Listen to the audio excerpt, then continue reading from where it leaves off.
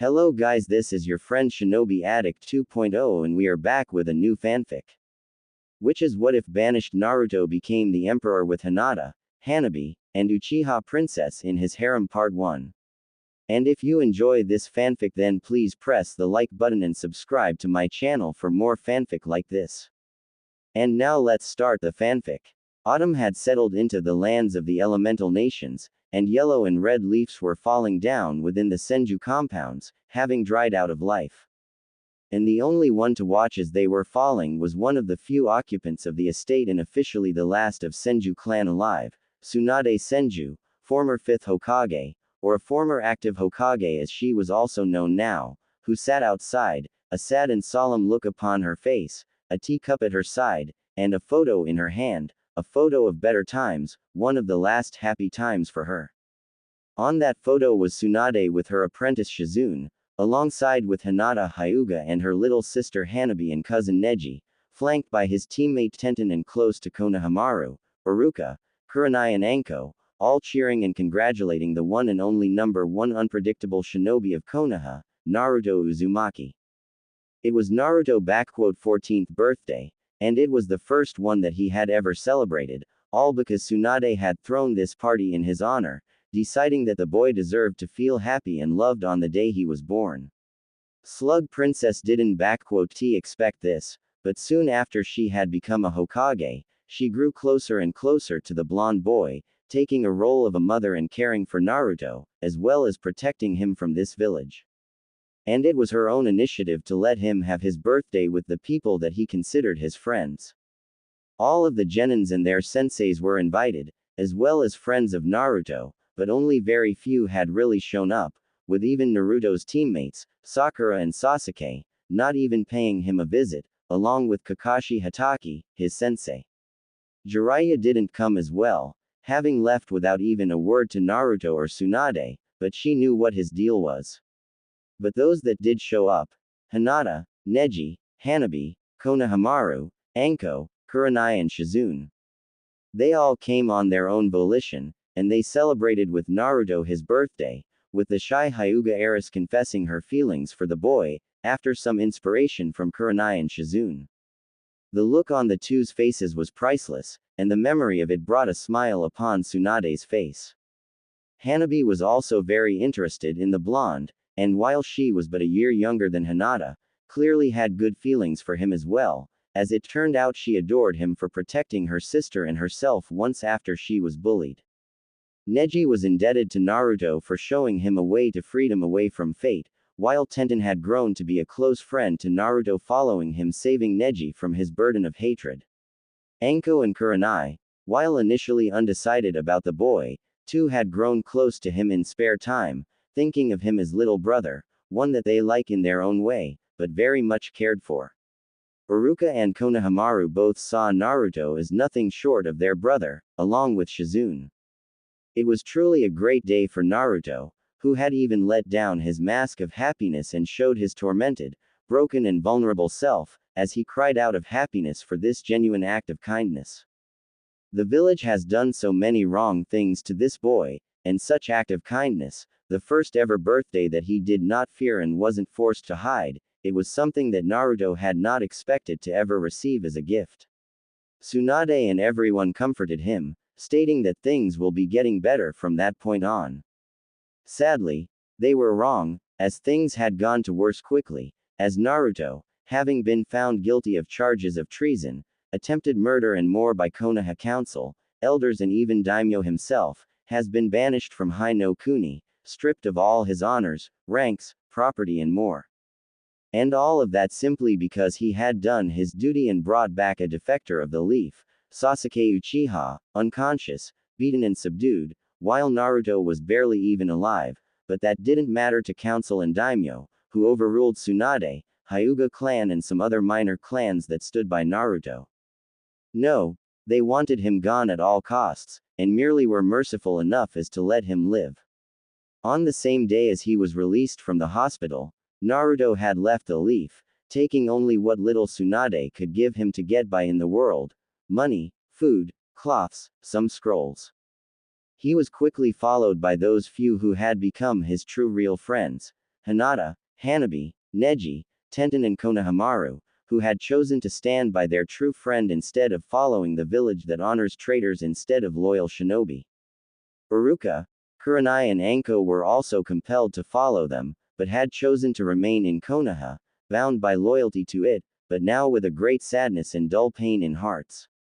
That was 6 years ago, and no word had come about them in all this time, no rumor or anything, as if they had disappeared and left a great sadness for Tsunade and those few that cherished them.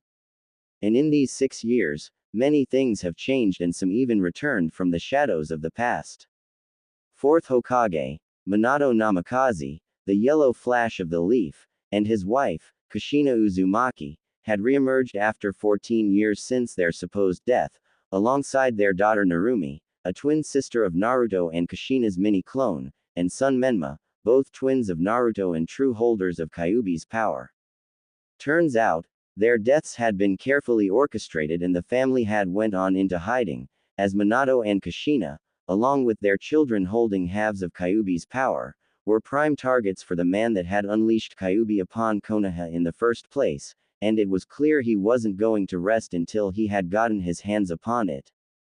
Feeling threatened and in danger, Minato made a hard choice with his wife: go into hiding with their children, to train them in controlling the power of Kyuubi, but as to lie to everyone that they were gone, they left Naruto in Konoha, who held the soul of Kyuubi and very little of its true power. The few that knew of this, Sarutobi Hiruzen, elders, council of Konoha, Jiraiya and some others, they swore never to reveal this, even to Tsunade. The day when they all had returned, Konoha celebrated like never before, while Tsunade was furious, livid, and completely mad with anger.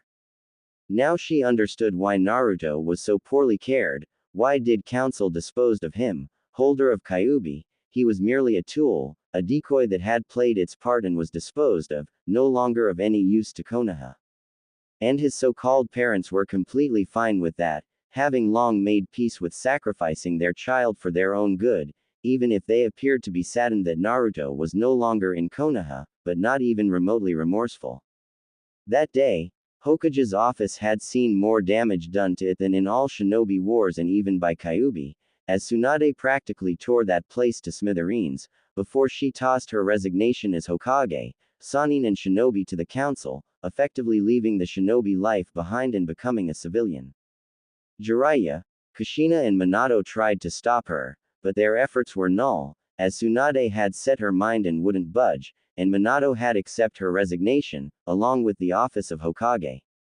And ever since that day, Tsunade watched from the sidelines as Konoha celebrated and praised the hero children of Namikaze and Uzumaki, along with forgetting of Naruto Uzumaki completely. Konoha's youth gradually became Chunins and Jonins, with Sasuke Uchiha being now married to Minato's daughter Narumi, who was instantly charmed by this brooding emo, along with Sakura Haruno in the attempt of restoring Clan Uchiha. Menma was soon also married to Ino Yamanaka and a granddaughter of Councillor Kaharu. Tsunade loathed how Konoha, while at its strongest, had seemingly forsaken morality, honor and dignity. Lands of Wave, Suna, Spring and others have turned their back at first from Konoha after hearing of Naruto, but after being pressured by Konoha and practically forced into the alliances, they were again with them, though now nothing more but puppet states. Inside Konoha, things seemed normal and prosperous, but such wasn't the case for everyone. Clan Hyuga, having been one of the few powerful supporters of Naruto Uzumaki, had found themselves on the receiving end of combined scorn of Konoha, for the support of sacrificial pawn and a demon. And the situation within the clan wasn't exactly a stable one either, as the clan had split in between the main house faction, under the leadership of Hyuga elders and their puppet clan heir, and Hiyashi's faction, with practically all of branch members and some of the more progressive Hyuga main branch members included. So far, there haven't been any hostilities, but Hyuga elders, seeing how Hiyashi had lost both of his daughters to demon, were now pushing him aside from his position in favor of a far more traditional Hyuga head. Unbeknownst to most was the fact of Hiyashi letting both of his daughters and nephew go free on their own accord, saving them the fate of being subjugated to caged bird curse mark for the rest of their life. While Tsunade had entered a retirement as a shinobi, Shizune had continued her work in hospital as a medic, and while she was easily the best out there, because of her status as Tsunade's apprentice, she wouldn't be given either promotions or more responsibilities, shot down in favor of more loyal shinobi. Anko Mitarashi was also stuck in her position of Tokubetsu Jonin in IT department, but also being under a constant probation since the return of Minato, same reasons as with Shizune and others.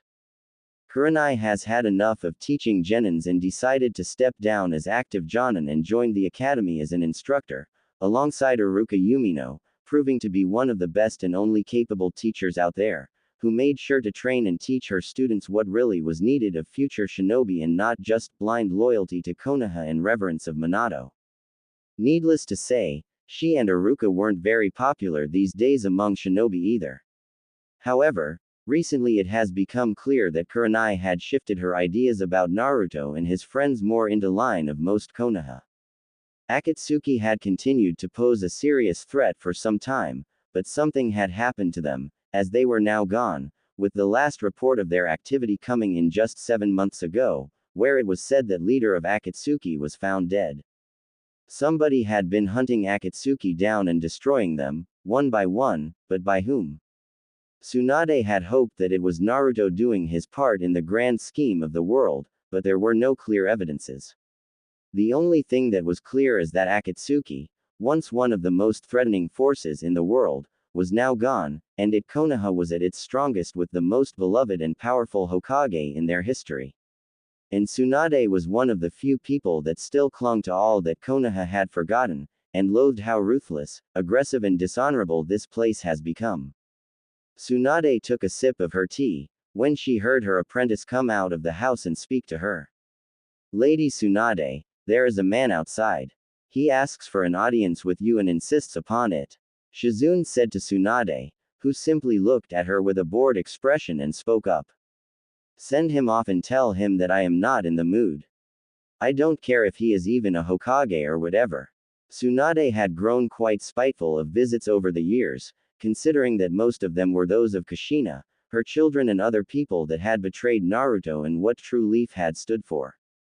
I told him to go away, as you've asked me before, milady, but, Shizune took out of her pocket something and showed it to Tsunade. He had this with him. Shizune handed over the item to Tsunade, which immediately made her eyes go wide and mouth agape. In Tsunade's open palm laid her former necklace, one that she had gifted to Naruto for winning the bet. She knew that there was no other like it and that the only one belonged to Naruto, who had left with it the village. And now, after over 6 years, it once again was in the hands of Tsunade. Her form shook a little, as she instantly stood up and practically stormed the compounds, without even a word to Shizune. She rushed towards the entrance into the estate, desperation and hope both present in her eyes and posture. Could it be him? Could her surrogate son have returned? Or had someone found it upon his dead body and decided to give her the news? Hundreds of suggestions and questions raced through Tsunade's mind, and she stormed right towards the entrance, where she found a young man, dressed in a pseudo-Anbu black wear, with a black coat over it all. He had long black hair, straight and coming down to the beginning of his neck, with 2 bangs on other sides. Tsunade immediately froze in her place, as she recognized the man before her. Itachi, Uchiha, she muttered in shock, with the said man bowing before her. You are alive. What in the world are you doing here, in Konoha? A pleasure to see you as well, Lady Tsunade. Itachi said to her in a polite way. I understand that you have many questions, and I intend to answer them all, but it would be best if you had let inside. I had to drop my henge before you, and I do not wish to be seen, if I can help it. Tsunade stiffened up quite a bit, looking at the man that had slaughtered his own clan, but she knew the true reasons for it, so she let him in, and soon enough, with Shizune joining them, they sat in the guest room. Thank you for receiving me, Lady Tsunade, Shizune-san. I understand that you have questions as to what I am doing here and how did I come across First Hokage's necklace. Start with the latter, Itachi, and if I find out that you had a hand in Naruto's death, Tsunade was practically ready to destroy this man, but Itachi stopped her as he spoke up. You need not to worry, Lady Tsunade. The necklace came to me from its owner himself, Naruto, as he has given it to me, knowing that this will be an adequate argument for you to hear me out, as well as a good opportunity to give you this. Itachi pulled out of his pocket a scroll and gave it to Tsunade. As for how is your godson, Lady Tsunade, I would say that he's doing very well for himself, much better than he would in this part of the world, one would say. This is a letter from him, which I have been tasked by him to deliver to you. And before you ask, best if you read this letter. Tsunade and Shizune instantly went to the scroll, unsealing it and opening it, reading it together. For good 10 minutes as Tsunade and Shizune had read this letter, the more and more their amazement, relief and shock grew, as the contents of that letter had revealed to them just where their beloved blonde and his company were, what they had been up to and why he has decided to reach out them now. Tsunade was in a state of shock as she discovered where her surrogate son was and who he was now, as well as just how much he has changed.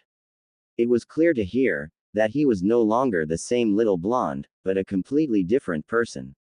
The letter clearly didn't contain all the information and everything that Naruto had wanted to give to Tsunade, but even from this piece of information, it was clear that he has changed, drastically, and forever.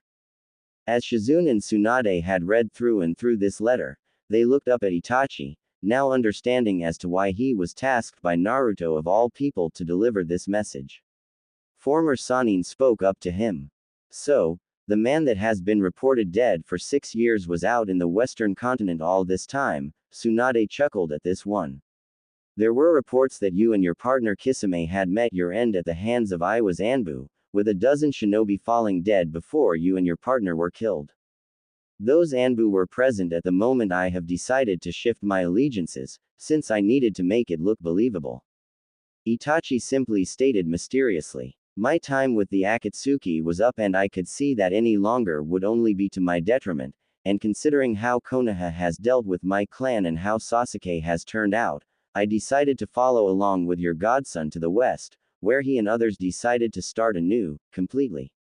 And, in my personal opinion, he has done extremely well for himself in the west, or Eriador, as it is known to them, actually.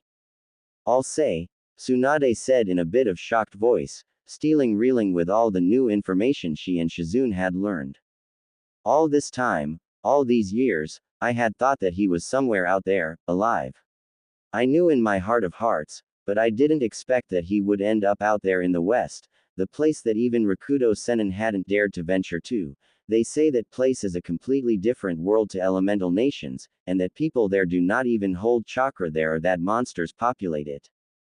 Many of stories are exaggerated to the point of absurdity, while many others hold only bits of truth. But a complete truth, the truth of that place is that Eriador is at least 7 times the size of this continent, and that it is populated by many, many peoples, and not just humans. That piqued the interest of Tsunade and Shizune when Itachi spoke of it. I once thought that world was still a very much unexplored place, but when I and others had gotten there, I understood just how right I truly was. Eriador is the land that is as alien and foreign from elemental nations as it was once hostile and violent. I am sure that you remember that the age of Sengoku had ended not even a century ago and how devastating it was. Yes, it had ravaged lands and countries in its wake, hundreds of clans battling each other just to see who is stronger. Tsunade had stated, and this Eriador is no different. Was, until a year ago that is. Itachi simply said to Tsunade, who nodded to him. Only the scale was much, much greater and numbers were not in hundreds, but coming close to hundreds of thousands at times, with whole nations, kingdoms, even races battling each other, for over 700 years, after the First Empire broke apart. When we first arrived there, it seemed like better would be to simply return, but Naruto, he truly is the most unpredictable man on the face of the world. Instead of fleeing, he stayed and did something that nobody had done before him. He united that land, founding what is now known as Second Numenor Empire there, with himself as its emperor and lord protector of races populating it. But, with the size of that continent and possible numbers of shinobi, How in the world could Naruto do all of it? Shizune simply couldn't understand it, with Itachi smiling a little to her. Shizune-san, did I say that there were shinobi out there? Itachi said to her, with Shizune looking shocked, along with Tsunade.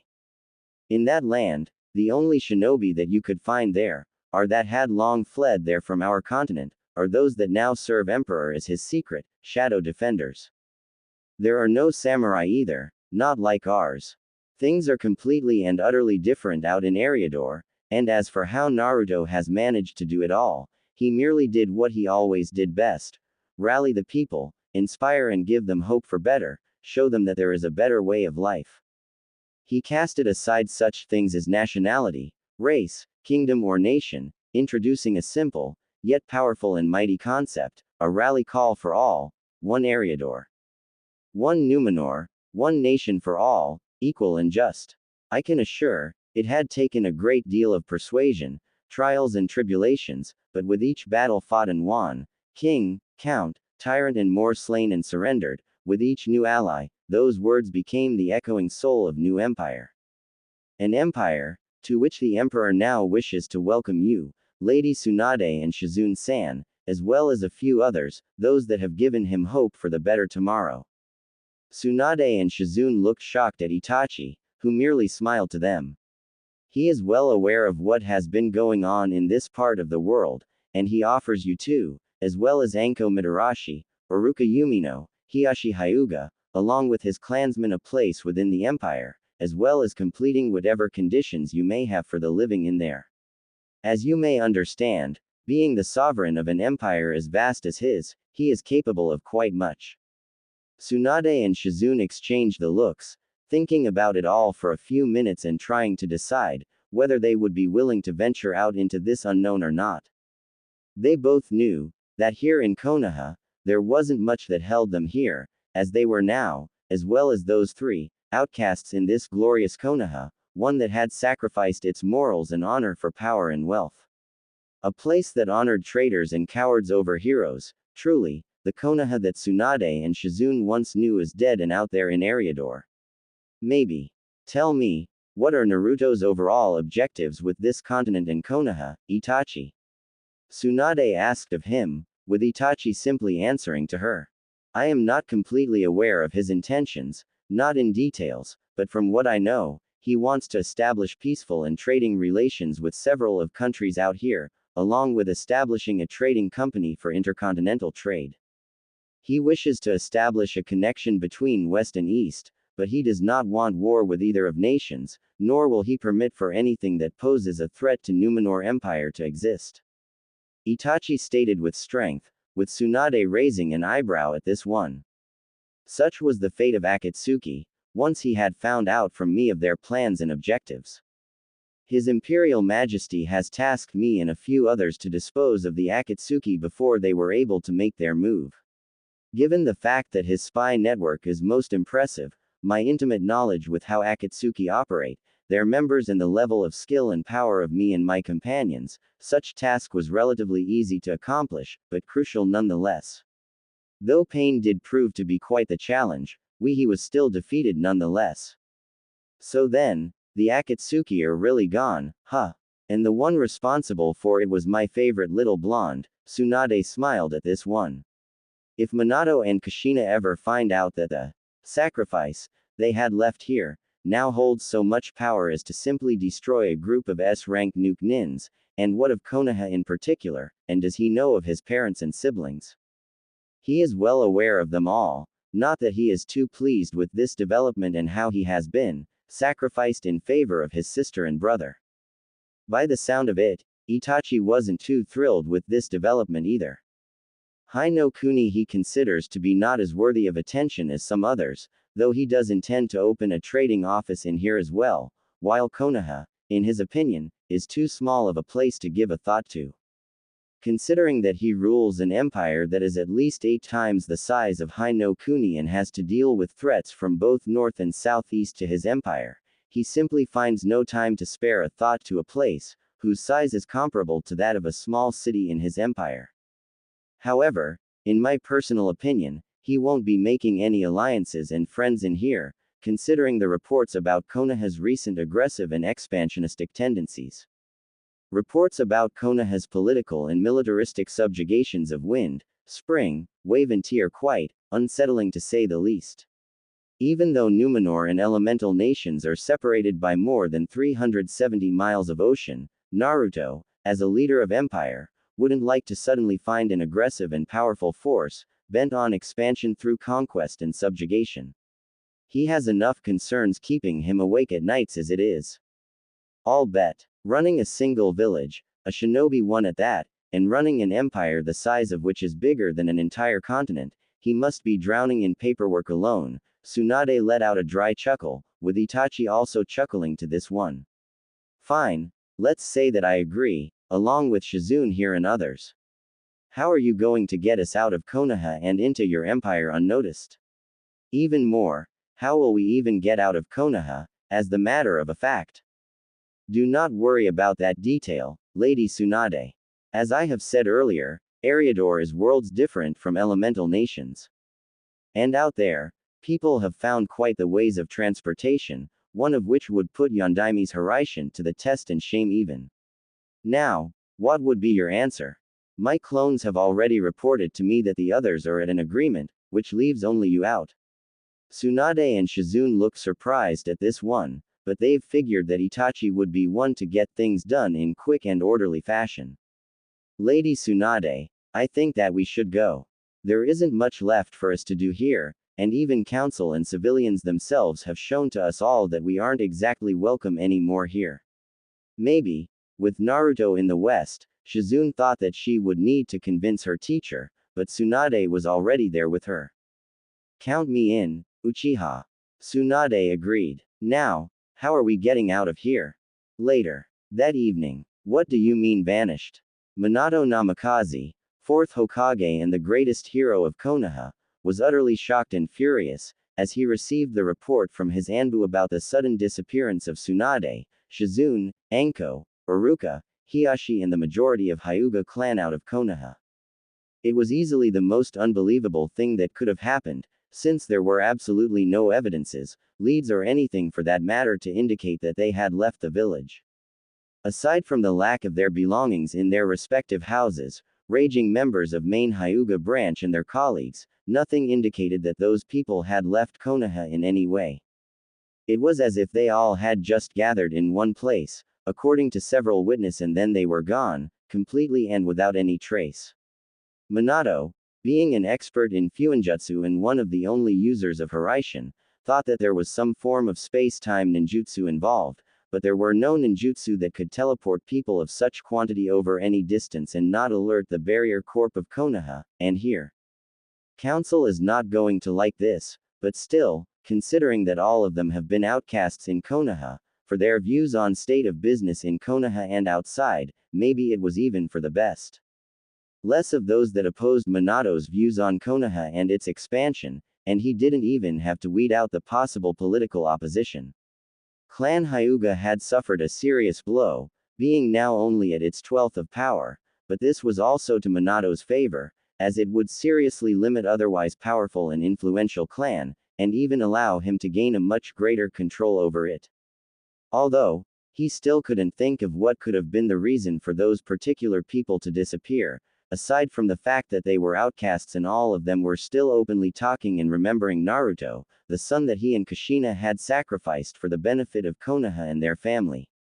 Maybe it was the latter, but perhaps he was overthinking it too much, as it was clear the boy was dead and other defectors with him as well gone.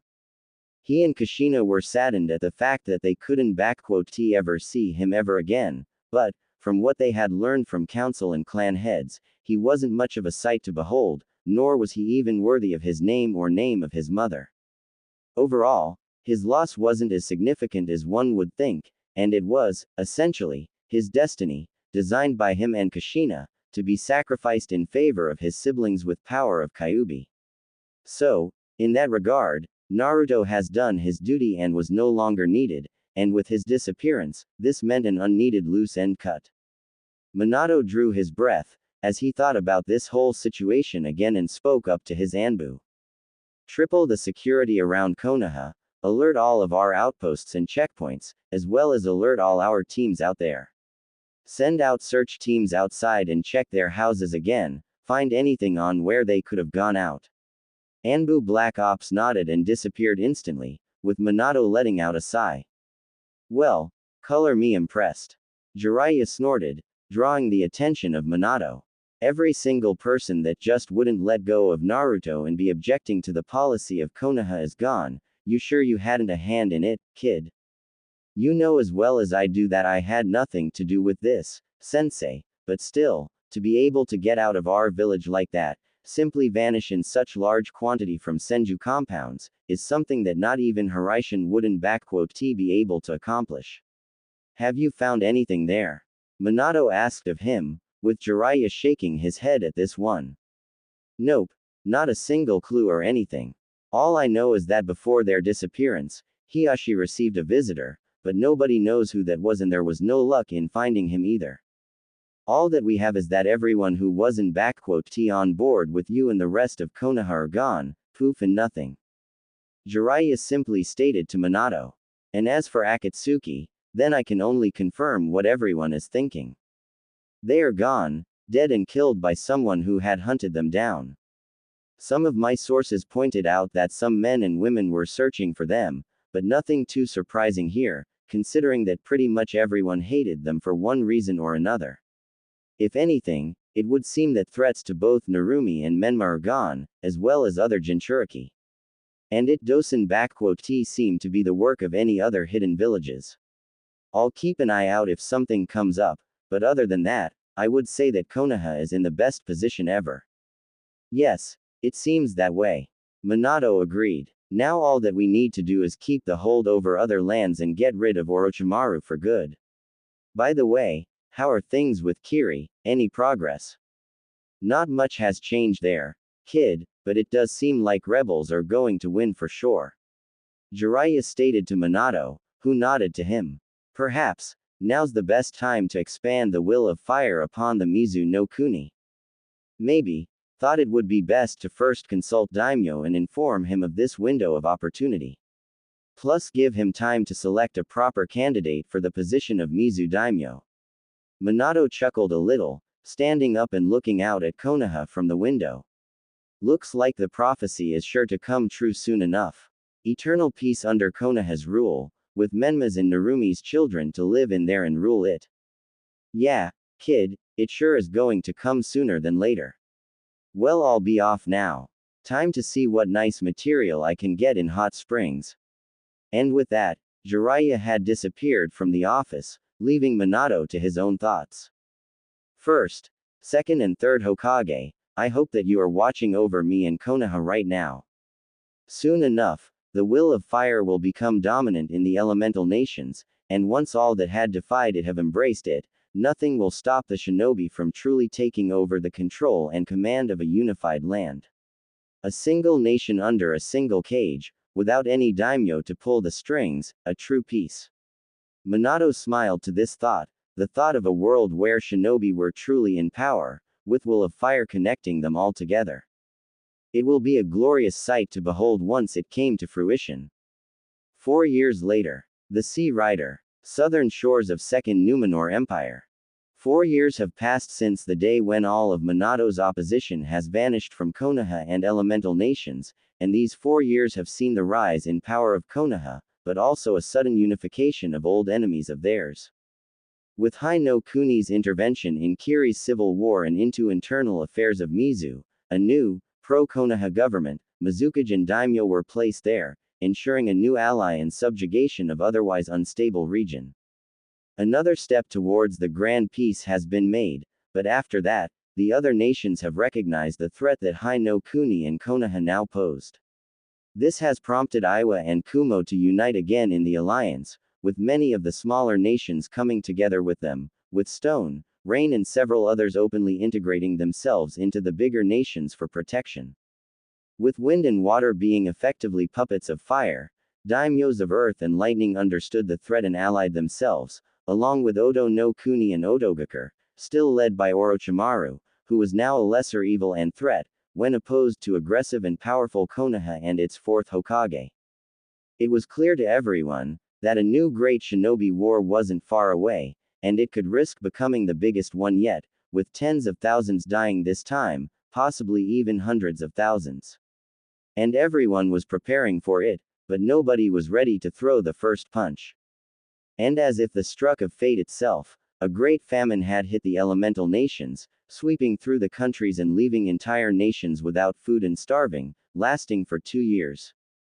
Especially badly were hit the countries of Northern Alliance, the union between Oto, Kumo and Iowa, with famine, plagues and illnesses taking the lives of over 1/6 of populations in each country, including invaluable shinobi forces. This would have been a perfect time for Konoha to strike, but they also had succumbed to its effects, with great casualties among populace and shinobi. Suna was especially badly hit, with 1/4 of its population dying and Land of Wind practically becoming desolate and filled with corpses of dead. Kiri and Mizu were hit lesser than most, but because of Konoha confiscating the resources and food from there, casualties were still extremely high from food shortages and lack of resources. Konoha may have not declared war, but it took many resources from nations that needed it to sustain itself, leading it to suffer less than others combined. This had only intensified the hatred for Konoha in all of elemental nations, as Hai no Kuni now was starting to become a major global threat to peace. Somewhere in the middle of a great famine, out of nowhere, across all of elemental nations, a new trading company emerged, which had quickly monopolized trading business through the sea and across nations. The Phoenix Trading Company, a company with hundreds of ships loaded with goods, resources and more from none other than the elusive, mysterious and even mythical Western continent, and an empire that now dominated there, the Second Numenor Empire. The revelation, that out in the West, lies a nation so powerful and mighty, that it has called itself an empire, has shook the elemental nations to the core. A completely new, unknown and yet extremely powerful player in global scheme of things, it has completely changed the balance of the world. From what traders and officials of Phoenix Company told daimyos and Cage, the empire had no interest in invading and attacking their lands, instead opting to opening trading, economic and diplomatic relations, with nations welcome to send their envoys and diplomats to establish official relations with empire. Daimyo of Fire had initially shrugged it all off, thinking of it being not worthy of his attentions. However, the situation changed when reports came in that lands of Iron, Sound, Lightning had sent their official diplomats, envoys and even managed to establish embassies in the capital of the empire, Numenor City.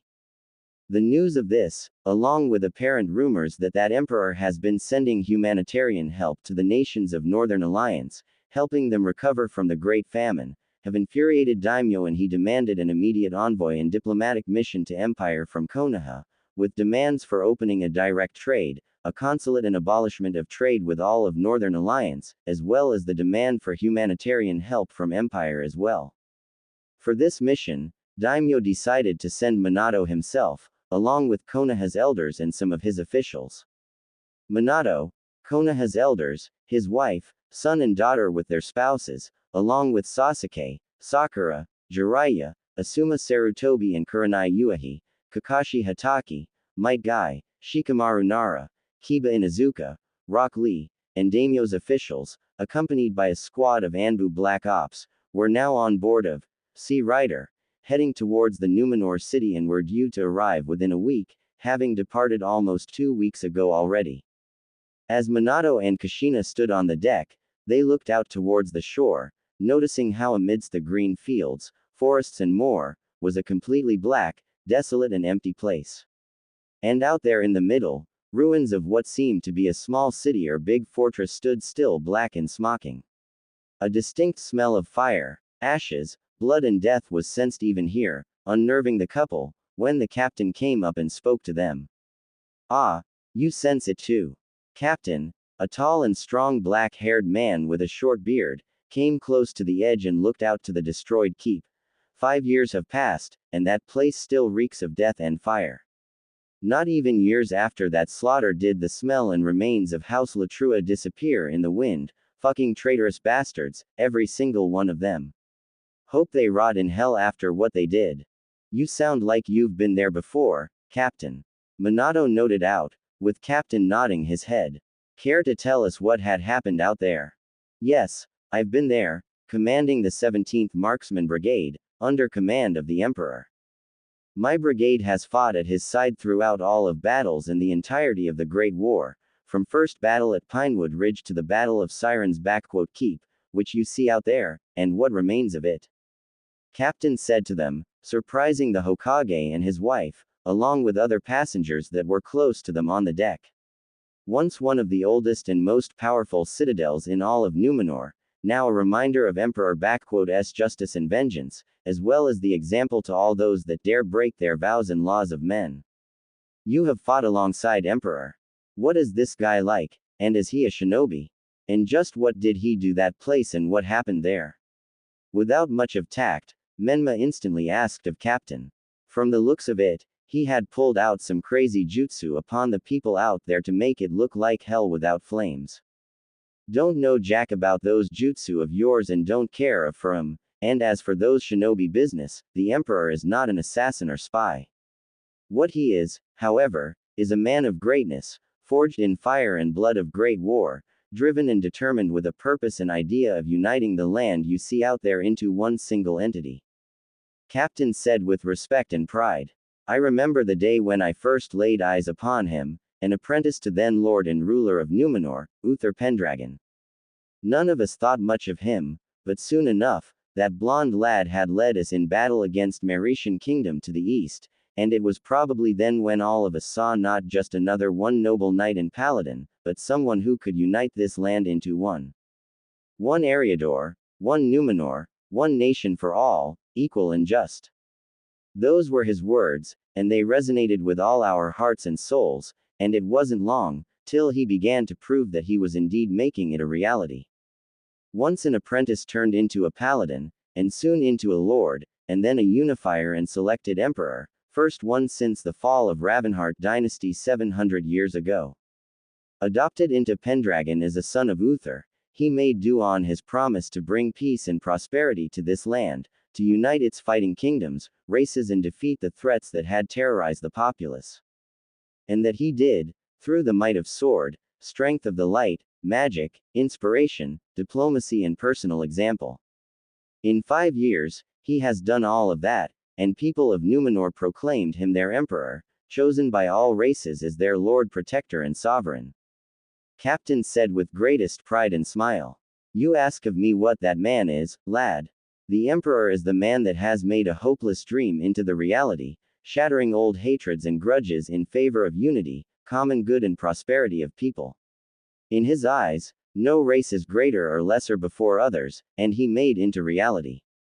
He is the man for whom I would gladly lay down my life and be proud to stand by his side again. The words of Captain were listened carefully and with intentions by others. Nobody in the High no Kuni had known much about the emperor of this land and what kind of a person he really was. However, from the way this man spoke, with respect, honor and pride present in his voice, it was clear as day that the emperor was someone who held utmost loyalty of his people. A powerful warrior and paladin, whatever that meant, as well as a military and political genius, to have been able to unite this enormous land under his rule, if Konoha were to secure not just a trading treaty, but an alliance with him, get his armies and fleets for themselves, then elemental nations would fall without any chance before Minato and Konoha. How old would this emperor actually be, if you do not mind telling us? Koharu asked of him. From what we heard, he is pretty young, younger than our daimyo and Hokage. And what had actually happened there? The emperor is around 25 years old by now, and even though he is young, he is a bloody great man. Captain looked towards the ruins of a keep again. And as for Siren's Keep, House of Latrua was one of the few remaining independent houses to join the empire, and they had sent a message that they are willing to accept an envoy and emperor's official diplomat to sign the Treaty of Unity. When the envoy had arrived, with them was one of emperor's most trusted persons. His first consort and wife, a kind, gentle and good woman.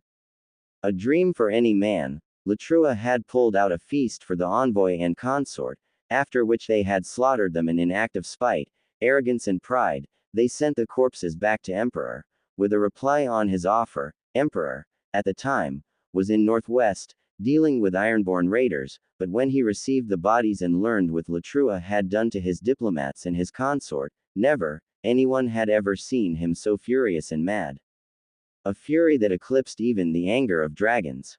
Captain recalled the moment. Within a fortnight, he marched to the Siren-S keep, bringing with him the full might and armies of the Empire, over 300,000 men, women, warriors, paladins, knights, mages, even dragons.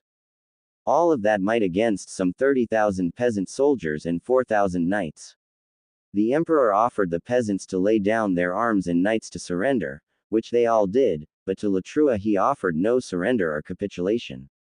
They had violated sacred laws of hospitality, honor and had killed his wife and consort. He gave us all a simple, yet clear order: destroy them. And that we did. Wait, you mean that your emperor commands literal dragons? Like those flying giant green snakes and everything? You've got to be shitting us here, old man. Kiba exclaimed, with Captain and his crew glaring at him. I mean, come on, dragons are just fantasy stories, nothing more. Plus, magic, whatever knights and paladins, you obviously just making it up. After all, shinobi and samurai win battles and wars, not some fantastic beasts and imaginary heroes. Lad, let me ask you a question here. Am I from your continent, and are in there? Captain asked of him, with Kiba shaking his head. Right, we ain't there, and here, in Eriador, things a hell of a different from your east. You folks may have your shinobi and samurai all over the place, with that chakra and whatever, but our people here. We also got whatever that chakra, but we also have magic, power of light, elemental powers, power of nature and primordial, or arcane power. Aside from humans, we've got here also high and night elves, orcs and dwarves, among other minor races, and we most certainly have dragons, beings of pure magical power and might that could destroy countries in their wake. And our empress, may light protect her, is a bloody dragon, the black dragon queen of black flight, Semiramis. And before you ask, dragons can turn into beings of other races to blend in, and she, along with her black flight, is one of the reasons why our emperor has united this land, as she has joined him in his quest, as this was her own desire to see the land united too. These powers, all these races and even dragons, we knew that things could be different here, but to think that are more races here, and there is different kinds of chakra. Quote. Minato's mind raced at what he had just heard. If the emperor were to allow Kushina and Jiraiya access, we could easily obtain the needed information and knowledge to use this magic, as he speaks of, and it does seem like that people here even somehow mastered senjutsu, if that power of nature is anything to go by. And in return to this, maybe we could offer him our knowledge of chakra and perhaps a political marriage, since Captain has mentioned that Emperor has multiple consorts. A bloodline member, perhaps someone from Nara clan or Yamanaka clan, to sway Emperor in our favor for good and promote Konoha's interests. Yes, that definitely would work. So, these lands hold a great variety of sources of power and even dragons, all of this must belong to Konoha and put to use for it. Danzo already thought about his own plans. Once we reach the capital, using Koto Amatsukami on the Emperor will be child's play and Konoha's positions shall be unrivaled. The resources of this land will also work for the betterment of Konoha, just like all those other villages and nations now do. And with the might of Numenor Empire and its vast resources, nothing will stop Konoha from rising above the petty and weak daimyos and claiming its rightful place as world's true empire. If he had an entire army of such powerful beings, he should have just let them do all the work. Had it been me, an Uchiha, I would have had united this land in no time, with such an army, worthy of true elite. Sasuke arrogantly stated, with Captain looking incredulous at him. If those dragons are as powerful as you say, then by using them, this emperor of yours should have long burned away those that dared opposing him. I certainly would have. You, an Uchiha? Captain asked of him, with Sasuke arrogantly nodding to him. There are Uchihas in the east as well.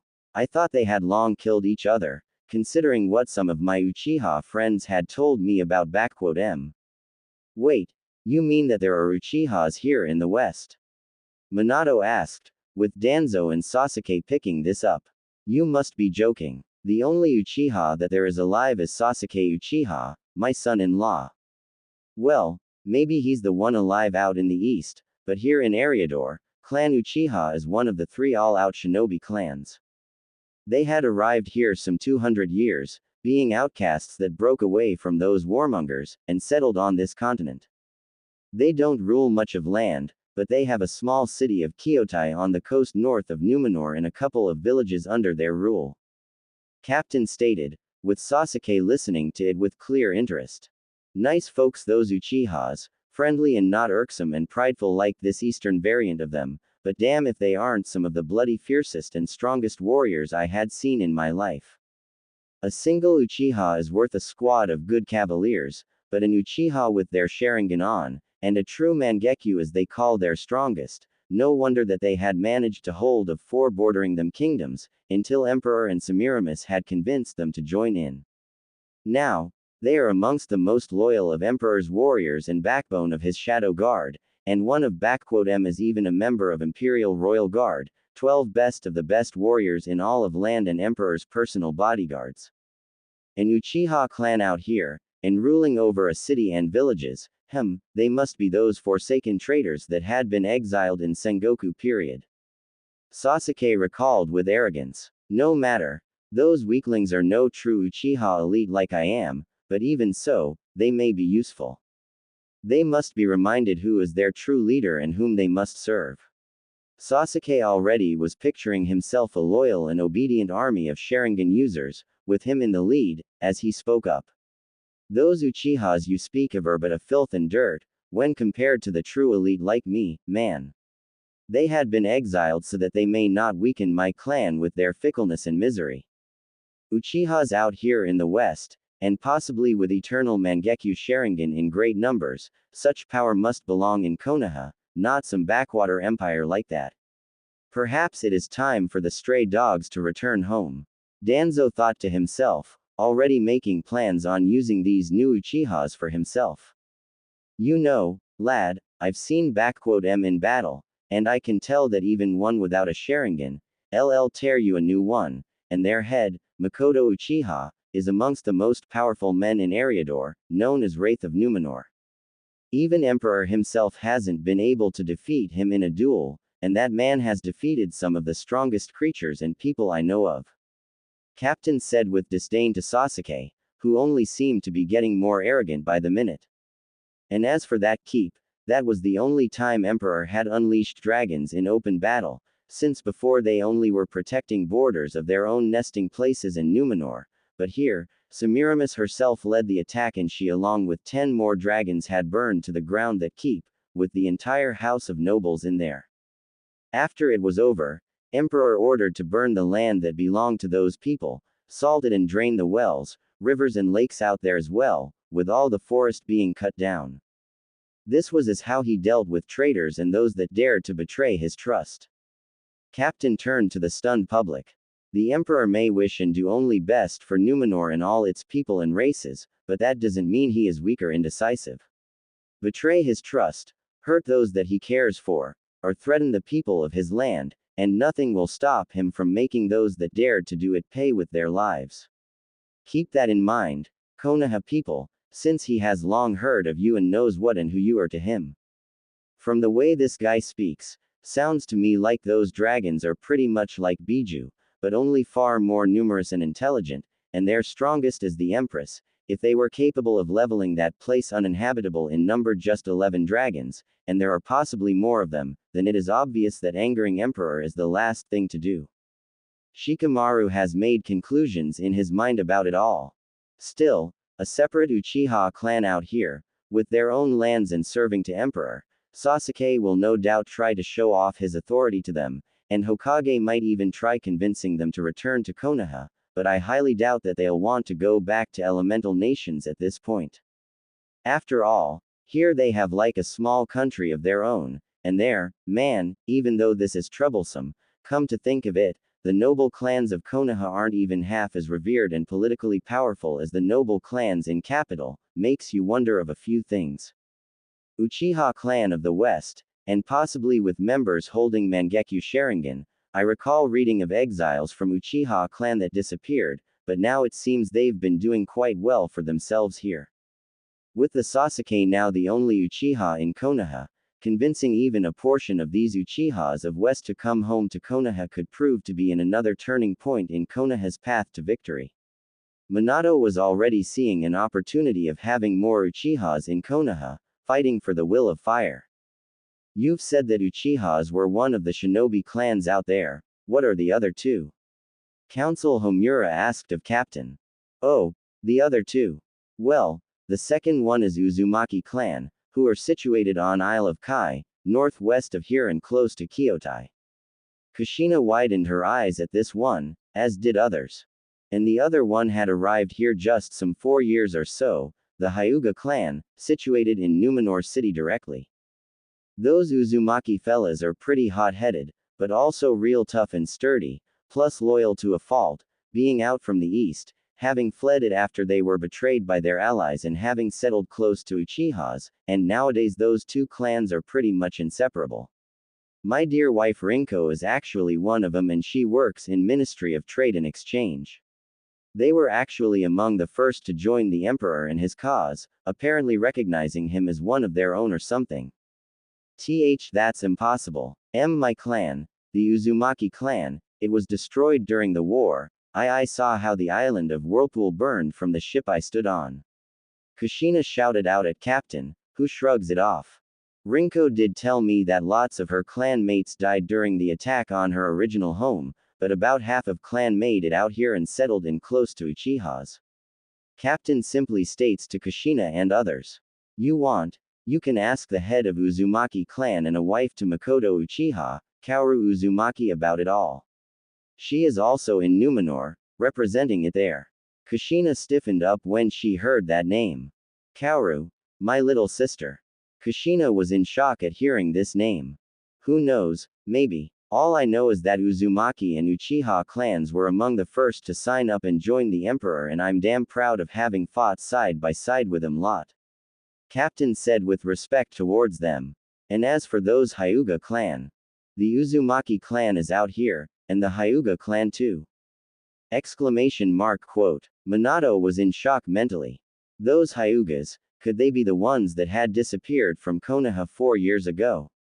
If so, would that mean that Emperor had a hand in their arrival here? But if so, what would he gain from them, and why and how would he be able to do it, being thousands of miles away from Konoha?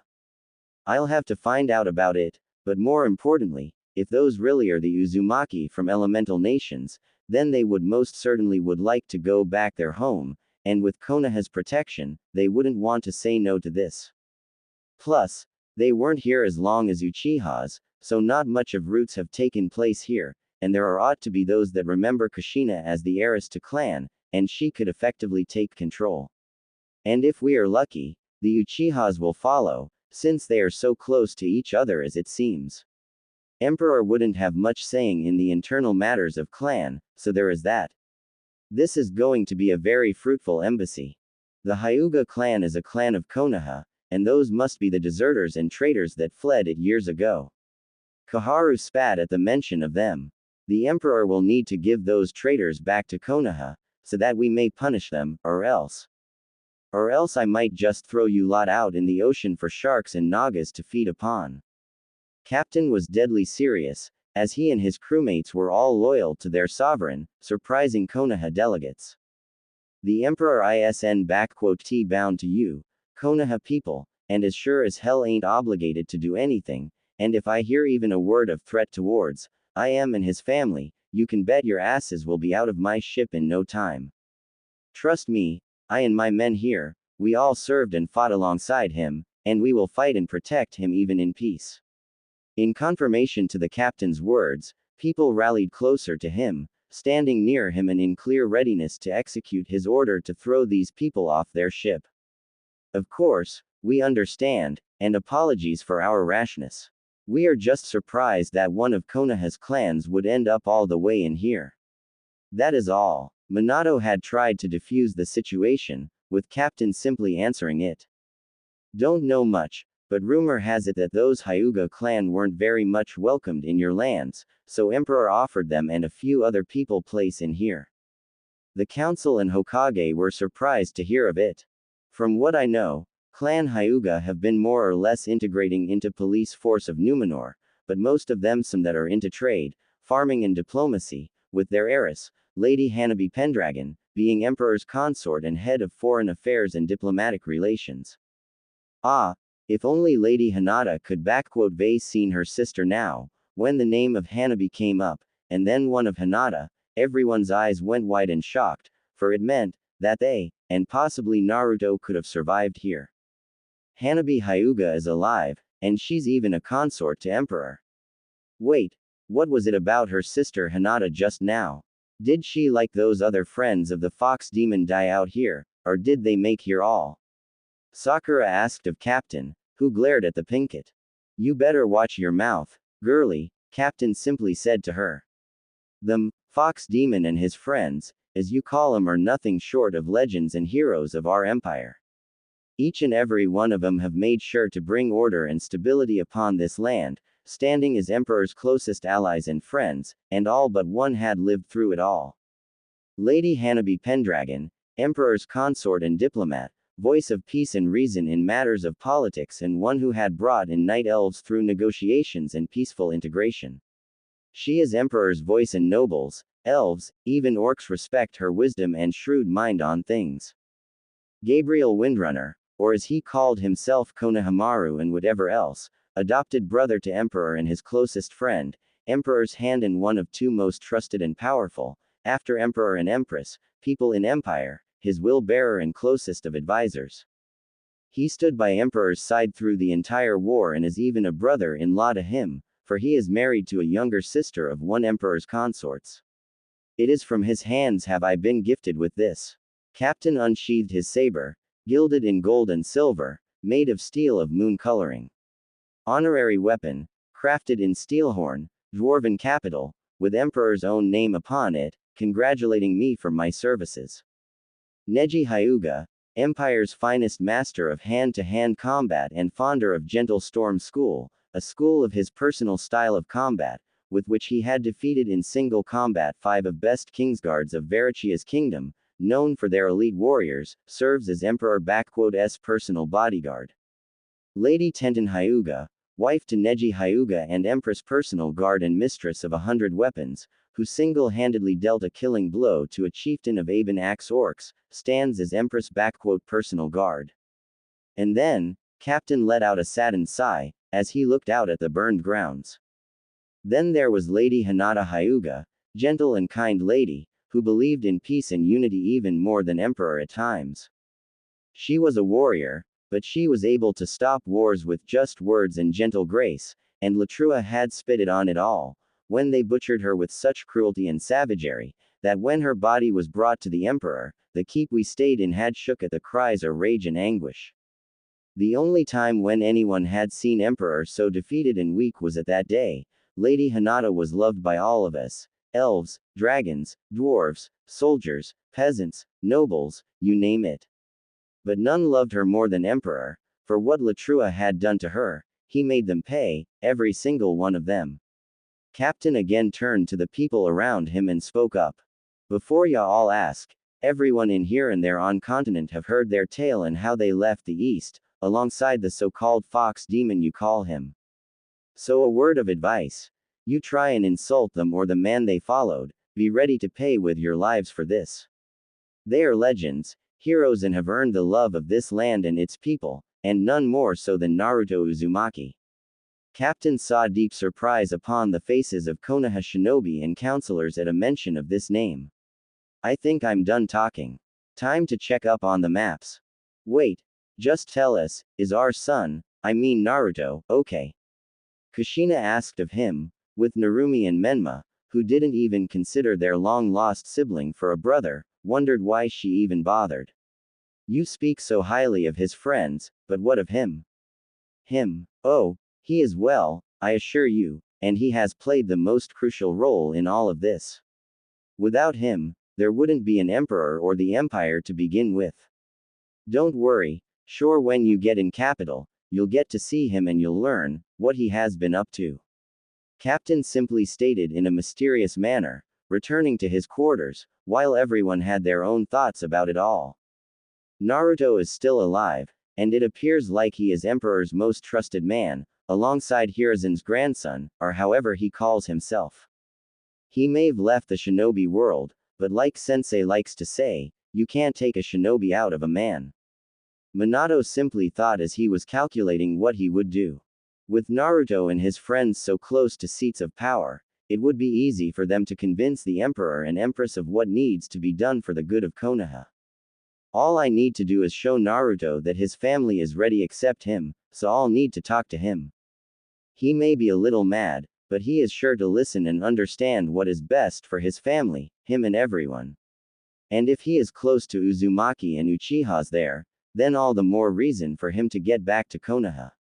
My son, even though your services for Konoha were no longer in need, you still can bring what is best for Konoha out of this situation.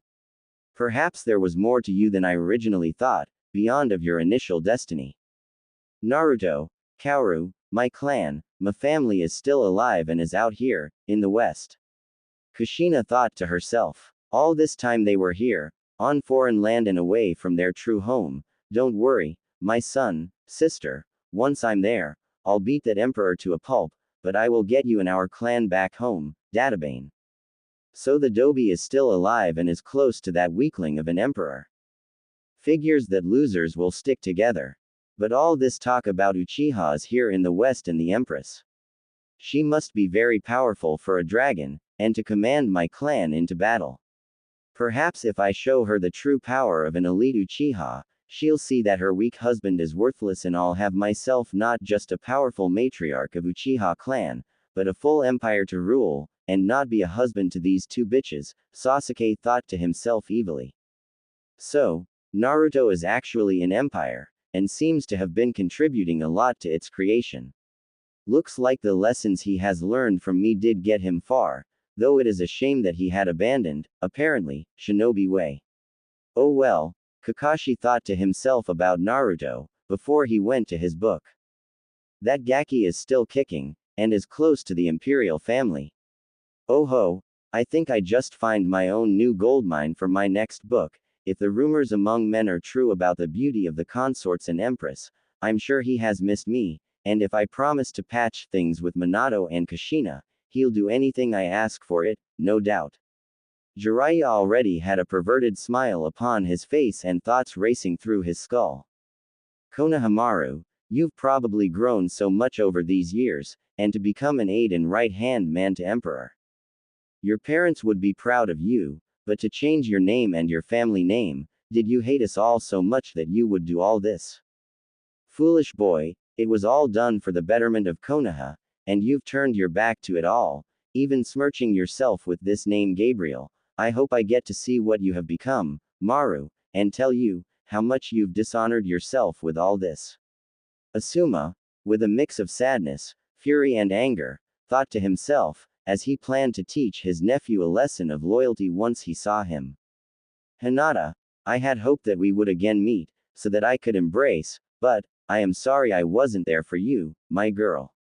And I hope that the Emperor had loved with all his heart, not like that idiot Naruto Uzumaki. Kurenai thought with sadness when she heard of her apprentice's death.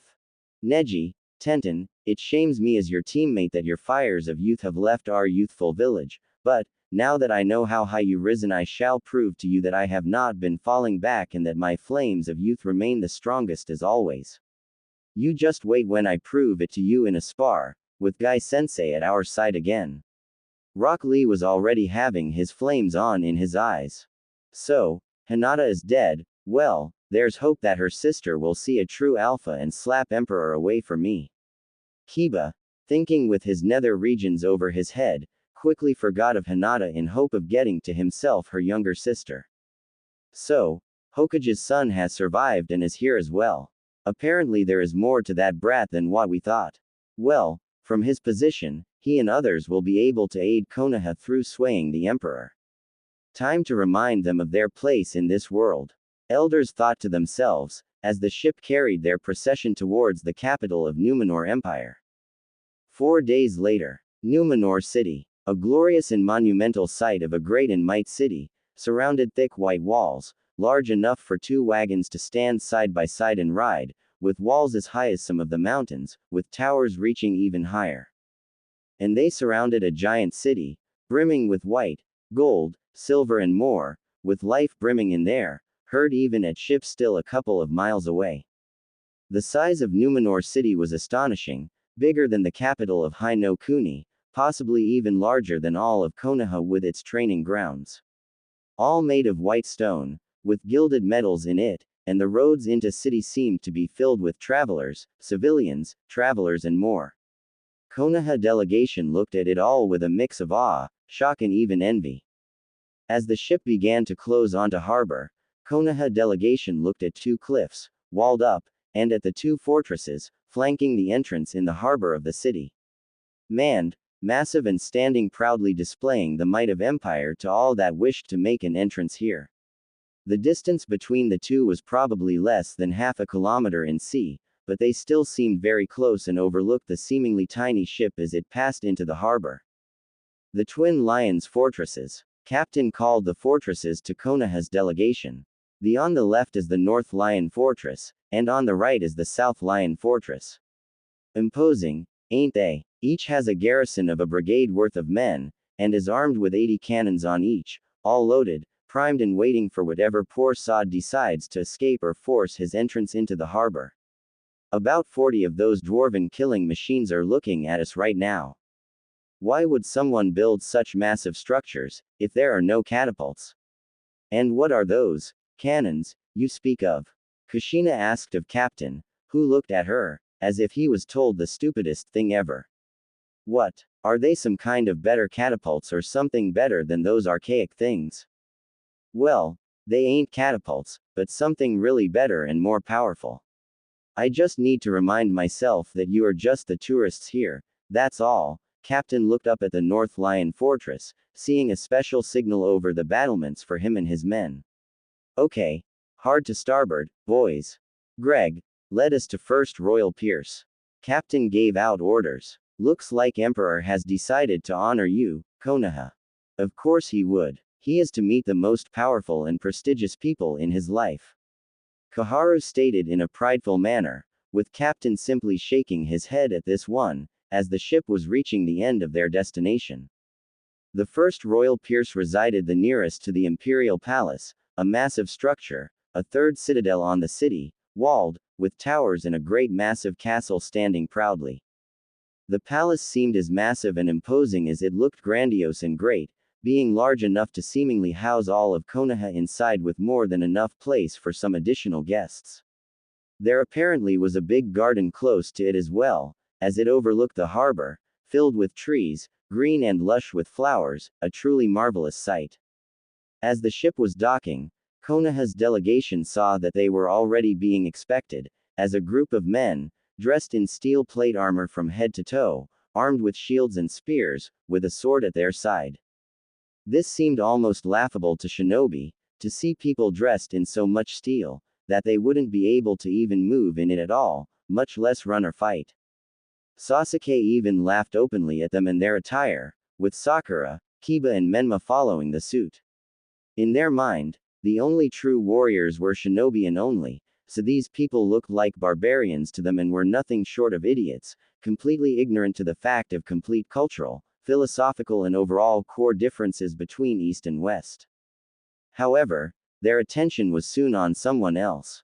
Namely, 3 persons that stood behind the soldiers, who formed up into 2 lines and made a passage between them for the delegation. The first one was a young, beautiful woman, dressed in white and violet long, tight dress with the violet pattern on her skirts and waist. Her figurine was one that would leave men dazed for days, with impressive bust, shown through the cleavage of her dress, long beautiful neck, wide hips and beautiful face, adorned with a small silver tiara with sapphire adorning her forehead, complemented with long flowing black hair, with 2 bangs on each side, and pale hyuga eyes. Next to her stood a tall, handsome man with brown short hair, blue eyes, strong masculine build, bearing resemblance to Asuma, though a distant one. His dress was one of a plated white and golden armor, made in a form of scales of a dragon, covering his shoulders, waist, arms and legs, with scale and chain mails in between the gaps. On his back rested a long great sword, with a golden hilt in form of a dragon's head. And next to him stood someone that ladies of Konoha instantly grew jealous with, adding her to the Hyuga standing near her. It was a young, very beautiful woman, with grace and unparalleled attractiveness. Dressed in leather and chainmail armor, with a tabard over her waist, she still drew in envious sights, as her face was without any defect, with unnaturally blue eyes, long, as if whiskers of a cat, brows, and long, pointy ears. She, as they all recalled from descriptions of Captain, was a high elf, and apparently a warrior, with 2 short swords on her hips and bow in her hand with arrows in a quiver. As Konoha's delegation disembarked and came close to the 3, they bowed lightly to them, before a Hyuga girl spoke to them. Lord Hokage, ambassadors, honorable guests from Konoha, their imperial majesties welcome you to Numenor City and our empire. I am Hanabi Pendragon, imperial head diplomat and ambassador, lady consort and their majesties' personal representative in foreign lands. Hanabi introduced herself with grace and respect, hiding away her personal feelings so well that none could tell. Allow me to introduce you Lord Gabriel Windrunner, Emperor's Hand and High Lord of Dundane, and his wife, Lady Verisa Windrunner, Ranger General of Dundane and Lady Commander of City Guard. Said persons nodded, with Asuma not managing to hold it in him and speak up. Lord Gabriel, is that how you call yourself these days, Konohamaru? Asuma spoke out with contempt, with Kurenai already trying to stop her husband from ending this diplomatic mission before it began. Abandoning your honorable name, our clan name and even fornicating with some, inhuman here, all after running away from what has been given to you, your parents, my father, and everyone in Konoha, they would be ashamed of you. Hello to you as well, Asuma. I hear that you and Kurenai have married and are with a child now. I wish you and your child the best of blessings. Konohamaru, no, Gabriel replied politely with a strong and powerful voice, seemingly not even fazed by the insults towards him and his wife. However, Asuma, do recall that you stand on a foreign land, and you just had the gall to insult not just an honorable woman, but a decorated war hero, one of the great heroines of Empire, and my wife. Considering that you are new here, I will allow this to slide, but apologies are most certainly in order. With each word, Gabriel's voice grew in power and strength, and by the end even Minato and Jiraiya almost shook at instant fear. Asuma Sarutobi, please keep in mind, that unlike in elemental nations, Eriador is populated by more than just human race. And within Numenor Empire, insults and violence of racial and national nature are prohibited and punishable. Hanabi took word, making a point before Konoha. If the offended party wishes, you shall be incarcerated and trialed. You may be a part of diplomatic envoy, but you are neither a member of foreign government, participant in negotiations from your daimyo, nor you are a persona with special privileges, so you are granted no diplomatic immunity, therefore once you are arrested, there will be trialed, I assure you. Asuma, please do not harden our work here and apologize. Minato commanded, with Asuma, growling, spoke up. I apologize for my earlier words, Lady Verisa. I have not assumed that there were other races, aside the human ones.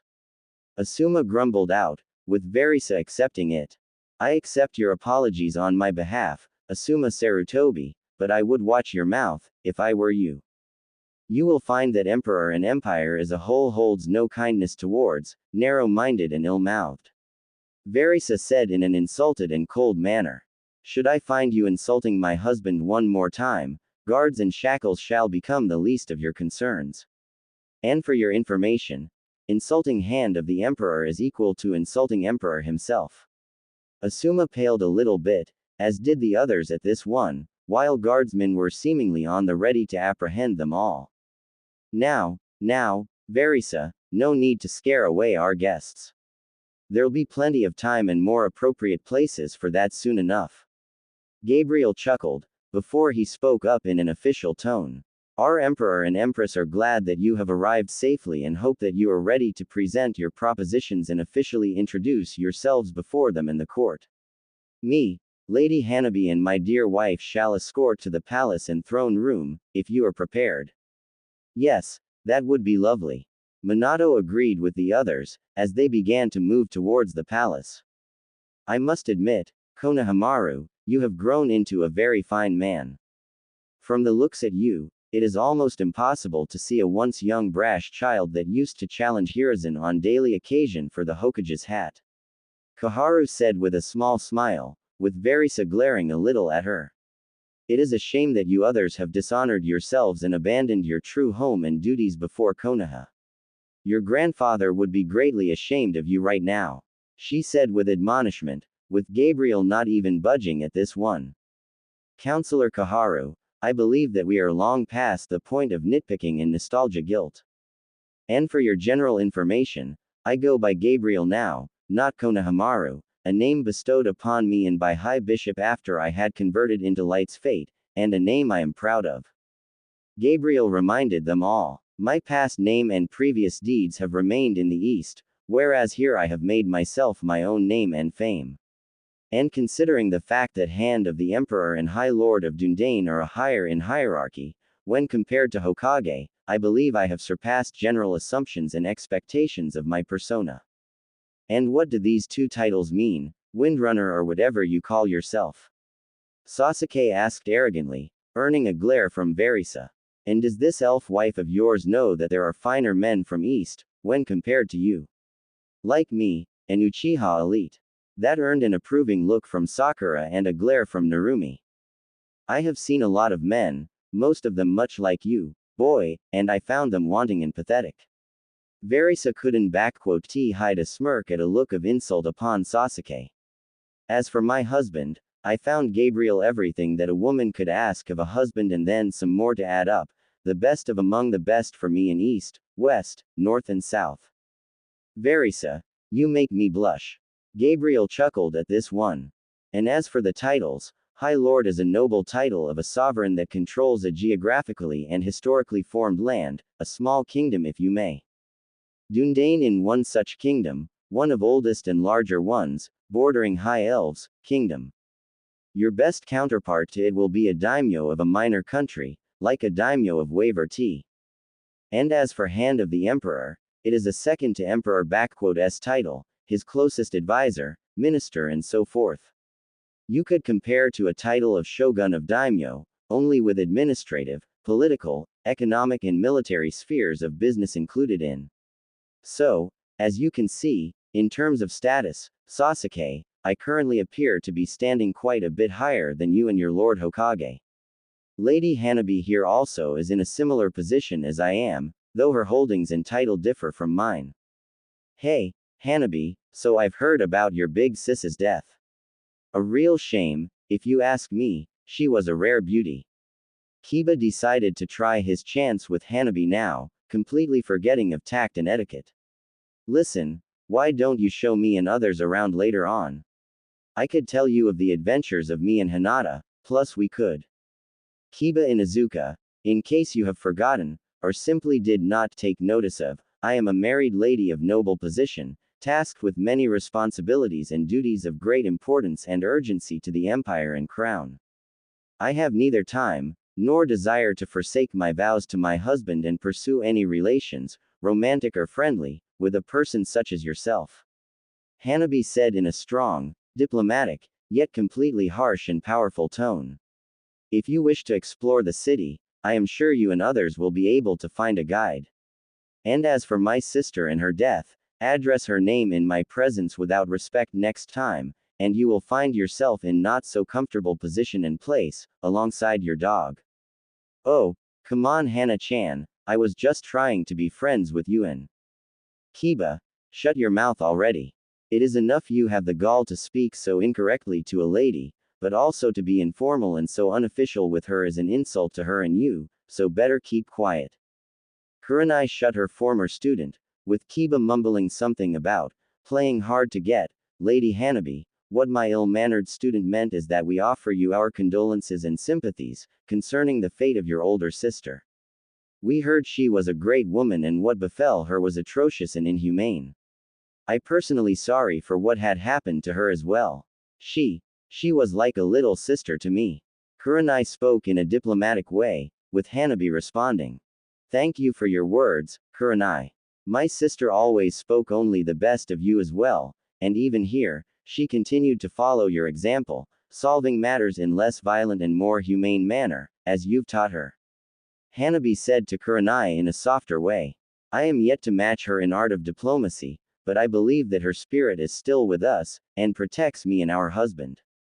I always thought that your sister was crushing on that idiot Naruto, practically being in love with him, but not to same extent as I and Sasuke-kun. Sakura said without any tact, getting glared by Verisa, only with far more hatred in it.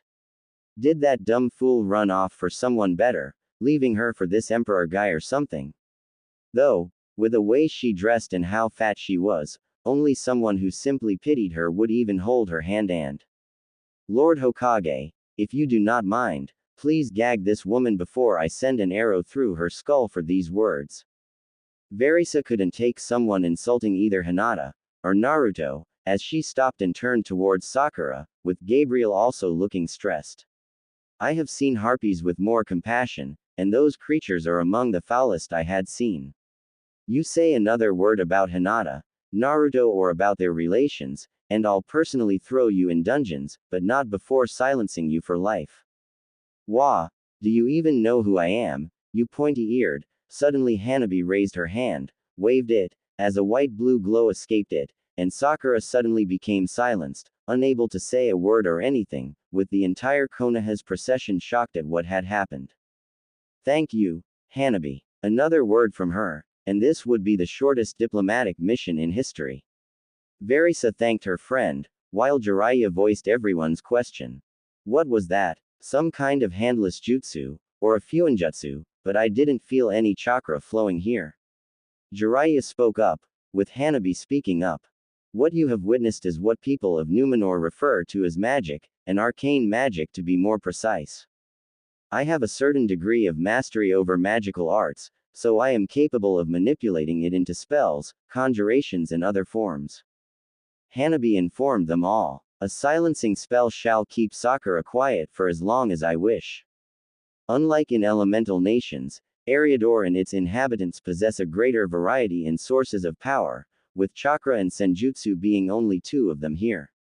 Such arts are, however, highly protected and prohibited from learning by their respective mentors and trainers by foreigners that do not possess emperors and empress allowance for this.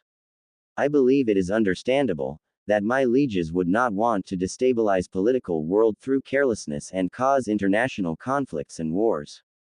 So do not expect to be allowed to learn anything of magic and its variations, as well as other sources of power.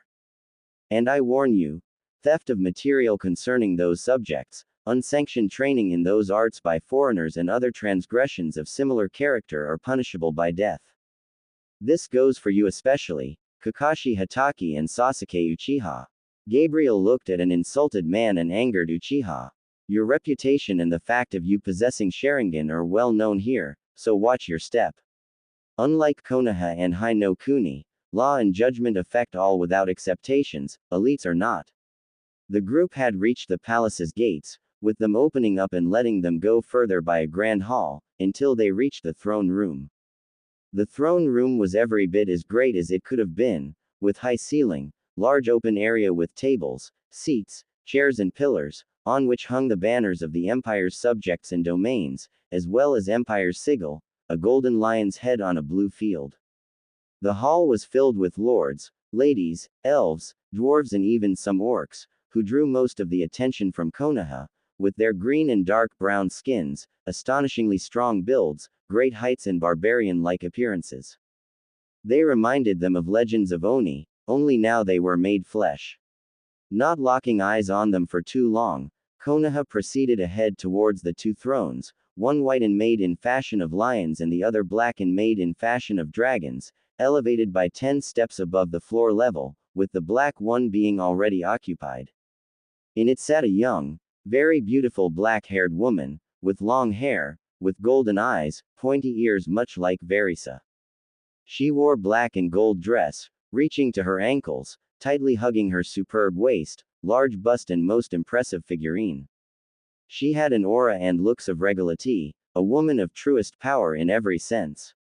Near her stood a young attractive woman with brown hair, made into a braid behind, dressed in a black and golden Chinese-style dress, with armored gloves and bracelets, standing near the Empress and ready to strike if needed.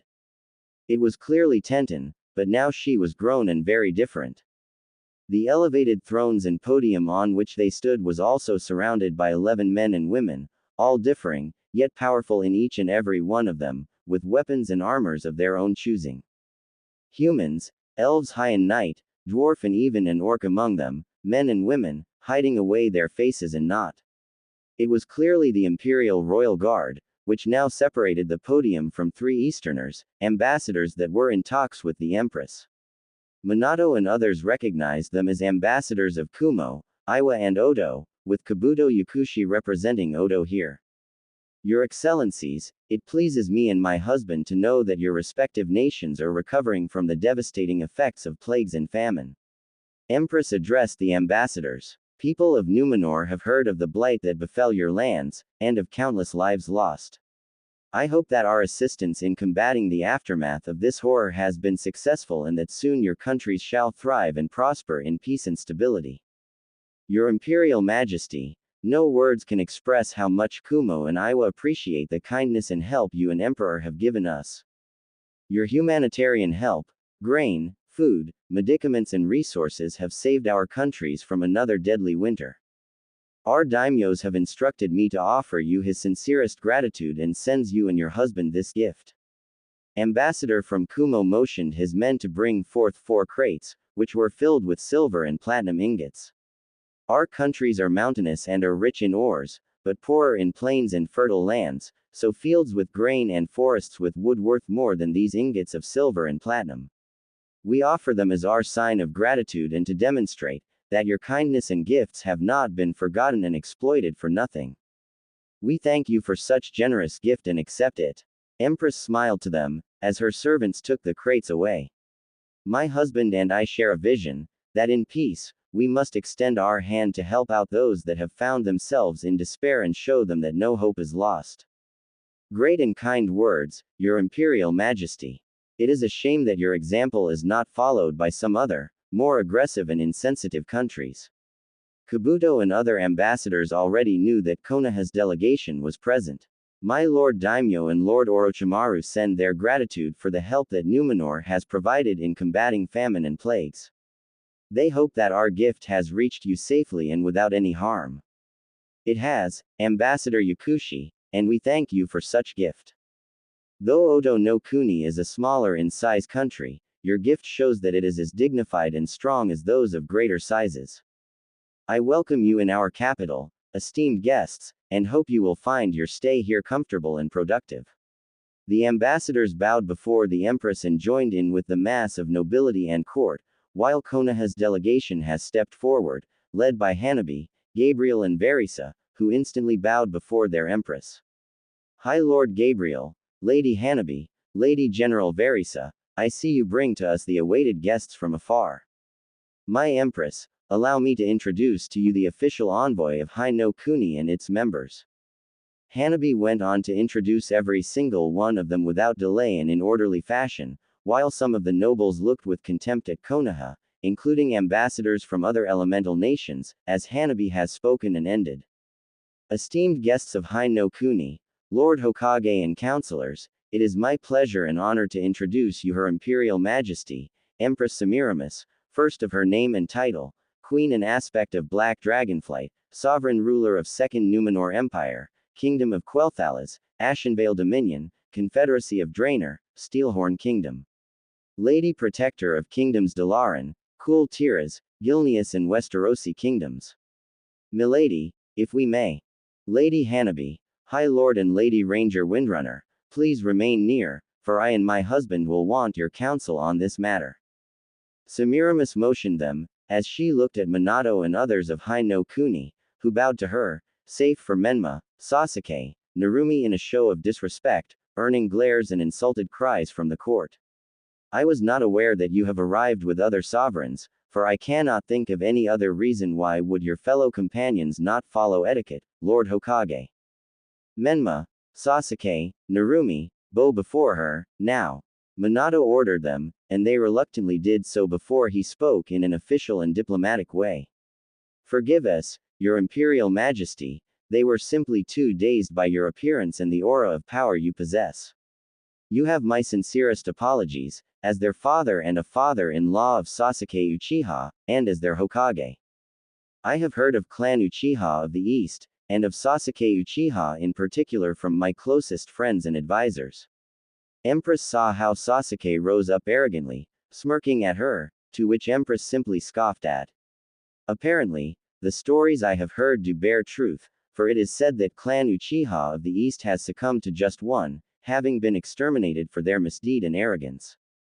You are wrong. My clan was betrayed by my own brother, Itachi Uchiha, whom I shall hunt down and kill in order to avenge my fallen clan, for only an Uchiha can best another one of his blood. Sasuke arrogantly stated. And I have heard that you harbor within your realm criminals and exiles of my clan, who cowardly left their rightful place and ran away. I demand that you turn them into me, Empress Semiramis, for I am true Uchiha and someone who is far more worthy of both leading them, and your empire with you. Sasuke smirked, as an echoing shocked gasp from ladies was heard, as well as cries of anger and fury from others, but a single raised palm from Semiramis was enough to silence all.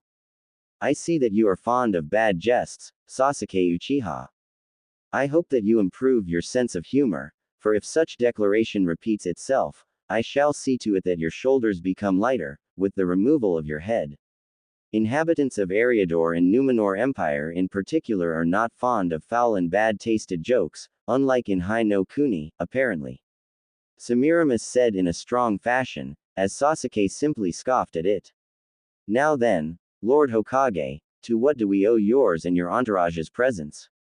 Your Imperial Majesty, as you may they already heard, Land of Fire is currently the strongest elemental nation, with many allies and two major nations as our closest partners. One of Fire Daimyo's official representatives spoken up to her. Our land is vast and plentiful. Our people are rich and prosperous, with our merchants being only rivaled by your Phoenix Trading Company. An official alliance with our nation would most certainly benefit to you and your empire, for it stands as the most powerful country and domain in the East. A country with puppets for allies, warmongers for rulers and thieves for people. Ambassador from Iowa spoke up, drawing attention of Fire delegation and Konoha's shinobi. Your Imperial Majesty, I believe you and your esteemed husband are well aware that Hai no Kuni and its shinobi hidden village, Konoha, have been putting to the sword and dagger all those that have defied them and dared to break the treaties with them. For that, Konoha simply invaded them, ousting rightful governments and daimyos, all but annexing the lands and assuming control of countries and their peoples. Wind and Water are two such prime examples, with their daimyos being literal family of Fire daimyo, while Suna and Kiri are now simply training camps for pro-Konoha shinobi, and not to mention just how taxing and cruel Konoha treats its allies. Especially Land of Wind, or as some already say in the East, Land of Bones, for it's all but deserted now, with only corpses of starved and killed littering the desert. And now, it seeks to expand throughout our respective lands and exploit its resources. Your Imperial Majesty, I urge you not to give in to their offerings and send them out of here. Perhaps, Ambassador of Iowa would prefer to reconsider his words, for it seems like you are misspelling the truth for lies. Maybe you require a visit back in your homeland, so as to refresh your head, before he is taken out by a foreign illness and homesickness. Danzo spoke up in his usual manner, with Ambassador of Iowa literally fuming with anger. Why you, your Imperial Majesty, this man, no, this war hawk is a known war criminal, monger for power and threat to peace and stability. I pled to you to shackle him up and throw him into the dungeons for what he has committed and is to prevent any further crimes done by him. Ambassador of Iowa asked of the Empress. Ambassador Lao, your opinion on the matter has been heard and will be taken into consideration, but I will not allow your proposal to happen. Semiramis replied to him respectfully, before turning her gaze to the delegation. However, I will not allow guests in my empire to insult and threaten in any manner official representatives of other countries. Danzo Shimura, I believe. Your reputation is also well known in my empire, as well as your infamy of a warmonger. Official ambassador of Fire Daimyo or not, should there be found evidence of your illegal activity within our realm or any further acts such as these, you will answer for them with your life. Semiramis did not wait for his reply, before continuing on. Lord Hokage, counselors, ambassadors of Hai no Kuni, the word surrounding your nation and the statuses of its allies and comrades in arms have long reached our court and the ears of me and my husband. And we are most distressed and concerned with the actions of your shinobi village in particular, with one matter especially being a cause of great worry. I believe you remember the matter concerning one known as Naruto Uzumaki, Lord Hokage, as well as how it was handled. Your Imperial Majesty, I can see how some of the actions of my village have distressed you, but allow me to assure you that, Minato had tried to talk his way out of this one, but then suddenly the doors of the throne room opened up, with the announcer speaking up. Announcing, His Imperial Majesty. All of court and royal guards had bowed their heads in respect and honor, as the heavy footsteps stepped through the throne hall. Konoha's delegation decided to test their luck and looked towards the emperor, and instantly froze in place, as cold shock came upon them like a hammer. Through the room stepped a tall, handsome young man, dressed in blue-plated armor with chain mail in between the parts, gilded with gold, with lions as his shoulder plates, a strange two-bladed sword, with one blade being shorter than the other and both held by a glowing golden star built in just out of guard, and a queer handle resting on his hip. The man was tall, masculine and strong-looking, with long golden hair made into a ponytail behind, sky-blue eyes, and a handsome strong face, one that looked like a mirror image of Minato Namikaze, only stronger, more regal and powerful. He exuded an aura of might, dignity, power and absolute obedience and respect for his authority. As he walked past the delegation, he spared a little glance at them all, letting smallest of satisfied smirks appear on his face. Minato and Kushina looked in absolute shock at the man, while Kakashi and Jiraiya refused to believe what they saw, along with many others. Sasuke, Kiba, Sakura, Narumi and Menma were seething with anger, jealousy and envy, as they could not comprehend and believe that this man, this loser, in their eyes, was now the most powerful man in the world. Counselors were shaking in fear and anger at this man, including Danzo, while the rest Konoha's shinobi and daimyo ambassadors chose to be silent and shocked to the core. Gabriel gave only a short bow to him, with Hanabi following the suit, as Emperor's personal bodyguard Neji Hyuga took his post near his liege, who kissed the hand of his wife. Milady, I hope the court has not tired you while I was away. The Emperor spoke to her softly and caringly, with Semiramis responding in kind. Not at all, my love, but it warms my heart and soul for you to stand by me. Semiramis smiled to him, as the two to their respective seats. As you can see, we ha.